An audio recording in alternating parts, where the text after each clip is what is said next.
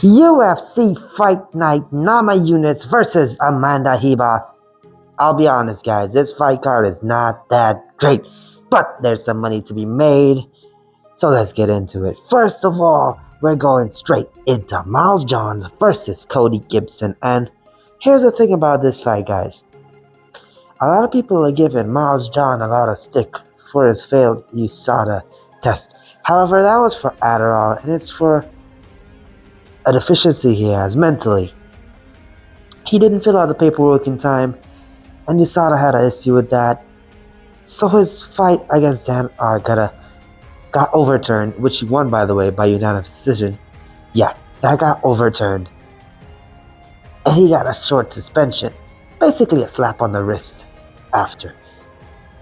I believe that's sorted now, but it's not like he was taking testosterone or things that can physically harm an opponent. It's still banned, I get it. But it's not as bad as people make it look. He's facing Cody Gibson, who's coming off a loss against Brad Katona. And Brad Katona in his last fight showed that he is not that great. Cody Gibson is a big dude, cuts a lot of weight, but I see Miles Johns getting it done. Cody Gibson has proven not to be UFC caliber, which is why he got cut before and had to work his way back to the UFC. I don't see him being able to beat a fighter of Miles Johns' caliber. He's going to be big. He's going to be able to outbust him at times. But I think Miles Johns is, once he fights technically, once he sticks to an efficient game plan, he should be able to get this one done easily. Next up, we got Trey Ogden fighting Kurt Holloway. And I gotta go with Trey Ogden on this one. I get it. Trey Ogden losing to Jordan Levitt, not a good look. But his last fight against Nicholas Motawe, he should have won by submission. I'm sure you're hearing that from a lot of other guys, but he should have won. Referee stepped in a bit too early. Yeah, I count that as a win. Losing to Bahamondes is not really that big of a deal. And Kurt, I don't think Kurt is that great. I definitely don't think he's good enough to beat Trey Ogden. Trey Ogden, very, very slick when it comes to the grappling. May struggle to get it down there, but I think he gets it down there eventually and finish it by submission. Give me Trey Ogden. Skipping over a fight, going straight into Billy Q versus Youssef Zalal. And I got Billy Q on this one. Method of victory, bit hazy on that one. I'll quickly go with the Billy Q money line. His style of fighting is so impressive, and Youssef Zalal has a lot of hype on him. I don't think it's warranted, to be very honest with you. Who has he beat that he shouldn't have beat is the question I want to know. Billy Q, he's been looking really impressive. Apart from the Edson Barbosa loss, look at his last fight against Damon Jackson. He can lose early, but he's going to keep putting the pressure on his opponent. He melts them. As Joe Rogan said, he's melting his opponent. And he can get the finish by TKO, or he can do enough to get a decision. But anyhow you take it, I see Billy Q getting it done. Next up, we're going into the Peyton Talbot versus Cameron Simon fight, and this one is tough.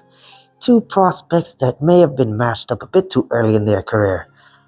Peyton Talbot, off his last fight, looked pretty impressive, winning by a rear naked choke, and Cameron Simon coming off a loss against Christian Rodriguez, who's been on a tear recently. Should have lost last week, but he's been on a tear, more or less. Even though he missed weight, Cameron Simon, he's very persistent. He's going to stick with you for the rest of the fight.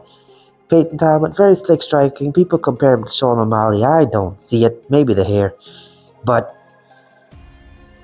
I don't know if he's biting off way more than he can chew. It's definitely a huge step up in competition for Peyton. This fight is going to be technical. Nobody's going to quit on themselves. I see it going the distance. That's the play for this one. Can't pick a newbie. Next up, we got Justin Tafa versus Carl Williams, and this one is a fade. Carl Williams has everything in him to get this one done, maybe by decision. But Justin Tafa has the power to kill a horse. Can he clip Carl Williams? Absolutely. Can Carl Williams wrestle him to death? Very possible. Nobody's been able to take him down, but not much people have tried.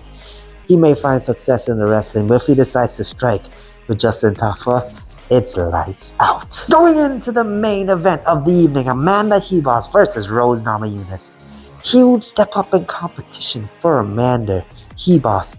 coming off a come from behind KO victory over Luana Pinheiro, and Rose Namajunas coming off a decision loss to Manon Fiorot. This one, I'm leaning very heavily towards Rose Namajunas, but the value, it's not there. I see no way in which Amanda Ribas manages to beat Rose Namajunas, but at the same time, I see Rose Namajunas being able to outpoint Amanda Ribas. If the fight was to go to the ground, I see Rose controlling it or reversing the position fairly easily. She's not going to be able to submit Amanda Ribas because Amanda Ribas' jiu-jitsu is pretty good. And Rose, she can catch anybody with a good strike. Look at Weili Zhang. The play for this one definitely has to be over 3.5 rounds. Reason I can't go decision is because Rose could catch Amanda late or Amanda could catch Rose late. And waiting those 5 rounds, that's a long time. So let's go with the 17.5 minutes. And that has been UFC Fight Night predictions and analysis for Amanda Ribas versus Rose Namajunas. Like I said before, not a great card, but I tried to give you the picks. Be sure to leave a like, comment what you think about the video down below, subscribe, follow me on TikTok, follow me on Twitter, support the channel on the Patreon, and I'll catch you in the next one. Until then, game time.